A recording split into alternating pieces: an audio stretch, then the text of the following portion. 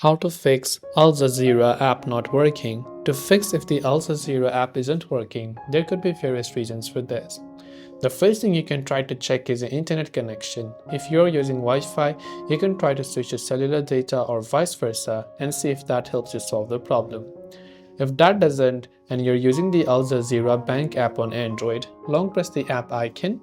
Tap on this I button that will take you to the app info page, and this setting will be found on any Android device, where you can go to storage. Then you can clear the cache files and clear the data. But remember that clearing the data will reset the app, so you will likely need to log in again. After you've done that, go to your Play Store or your App Store. Then simply search for the AlJazira Bank app. Check if it has an update, and if it does, make sure to update it to the latest version. And hopefully one of these may have helped you solve the problem.